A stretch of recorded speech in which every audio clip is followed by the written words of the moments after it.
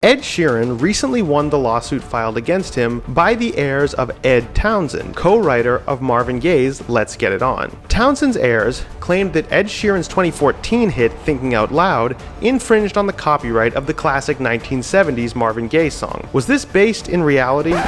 Of course not. But to understand how we got here, we have to take a look at some recent history. So this all begins 10 years ago when the heirs of Marvin Gaye's estate, again, different from Ed Townsend's estate, sued Pharrell, Robin Thicke, and T.I., claiming the problematic 2013 hit Blurred Lines infringed on the copyright of Marvin Gaye's Got to Give It Up. However, this lawsuit was novel in one big way. Traditionally, it was the substantial similarity between melodic vocal lines that formed the core of most copyright infringement lawsuits. This is why you have songs in disparate styles, such as the psychedelic folk of George Harrison's My Sweet Lord, being found to infringe upon the Chiffon's girl group pop of He's So Fine. The vocal melody, according to the jury, was deemed simply too similar. We ended up with musicologists in court where we had about 25 songs, all with the same structure and the same notes. What happened, they blew up the what they call motive A, which was da-da-da.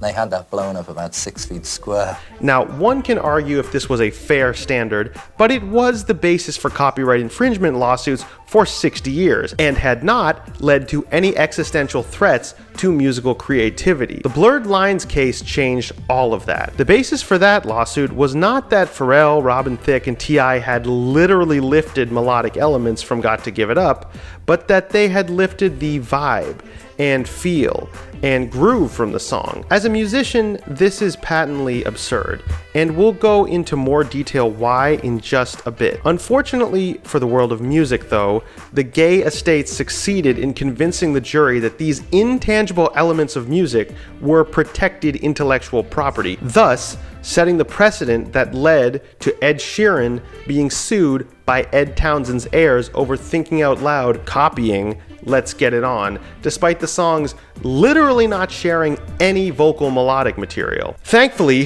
the jury saw through the charlatanry at work here and ruled in favor of Ed Sheeran. But because of the precedent set by Blurred Lines, this will not be the last time this chicanery is tried. That being said, allow me to demonstrate fully that not only is vibe, or feel, or groove not copyrightable, but that there is a long, centuries-old tradition of common musical ownership. To do this, we'll have to time travel back to 18th century Europe, so join me. Now, in 2007, Professor Robert Gierdenschen published a book entitled Music in the Galant Style, in which he meticulously categorized various harmonic and melodic gestures called schemata that were used throughout the 18th century by many famous composers, from Handel to Hasse to Mozart to Cimarosa to Haydn. Join me at the piano and I think you'll recognize a few of them. There's the Romanesca,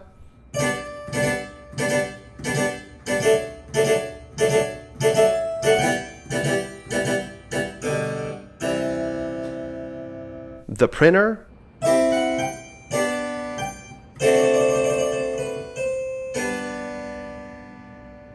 the Fonte,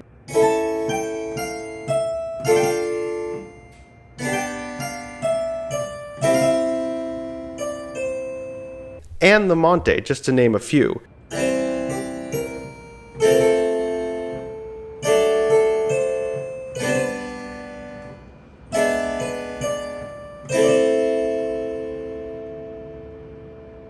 And to make it even more clear, here's a few famous examples by Mozart and Haydn.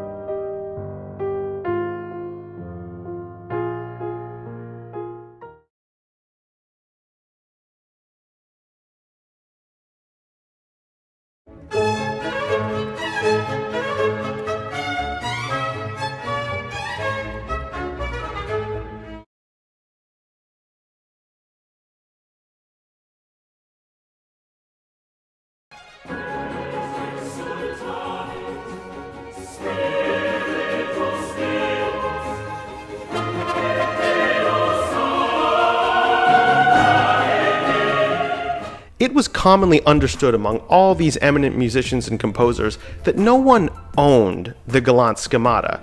They were common musical archetypes that each individual composer put his or her own stamp on in service of unique, transcendent music. In fact, our modern understanding of the word composition, according to Galant, is not how these musicians understood it. To compose in the 18th century meant to literally stitch together various established musical gestures in a stately style, not to come up with breathtakingly original ideas in every new piece. But let's pretend for a second that for some reason modern-day copyright law existed in the 18th century Holy Roman Empire.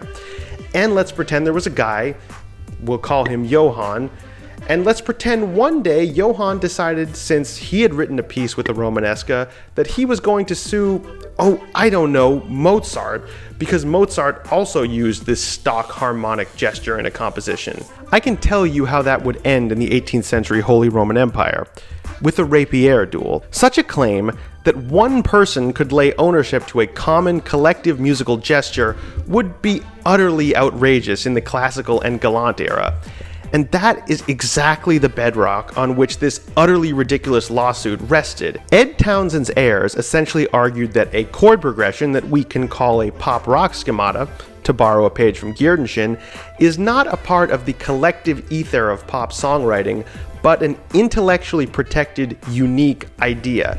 And of course, this is absurd, because I can show you multiple pop-rock schemata that have been used, reused, and reappropriated for decades. For example, the combination of 1, flat 7, and 4 is a gesture we can refer to as the badass schemata, and it appears all throughout pop-rock history.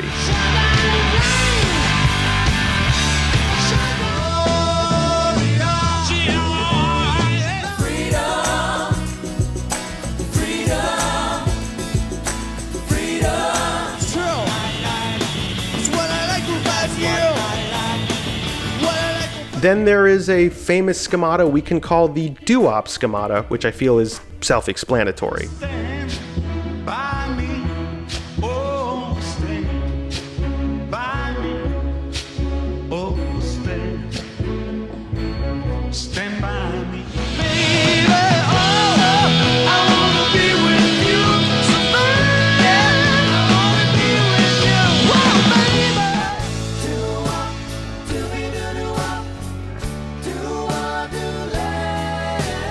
And the very schemata Ed Sheeran used in Thinking Out Loud, let's call it the Lover schemata, also has a rich and varied history throughout the decades of pop music. Make your own kind of music. This is the way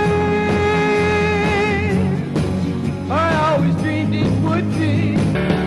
I remember when I was young, me and Susie had so much fun, holding hands and skimming stones. Not to mention the 4-chord loop that has been used in every pop song that there's a YouTube video about that I'll insert here, and the reappropriation of the lament bass from the Galant era into the pop era, which I did a video about that I'll link here or here. Now, thankfully, Ed Sheeran won this case, but as I said, because of the precedent set by Blurred Lines 10 years ago, there is a very high chance that this will happen again. I mean, hell, just a few years ago, some random SoundCloud dad rock loser attempted to extort Lady Gaga over a stock chord progression from Shallow that was also in his song. The only way this will really end is if Congress passes a law protecting universal harmonic or melodic language from being copyrighted or owned, the same way certain generic drugs cannot be patented. Till that happens, there will be hangers-on and hacks attempting to extort people like Ed Sheeran, Lady Gaga, Sam Smith, or whoever for a quick buck. But thanks to Ed Sheeran, today, the collective world of songwriting is safe. For now. Thanks so much for watching, guys. Because I had to use a lot of examples in this video, there's a good chance it will be demonetized. That being the case, please check out my Patreon. There's all kinds of cool exclusive stuff there, and when I get enough patrons, I'll be doing some even more cool stuff there, so stay tuned for that. In addition, there's memberships on this channel, but hey, just a like, a subscribe, and a comment would literally send me over the moon. Thank you all so much for watching. Hope you learned something, and I will see you in the next video. Bye-bye.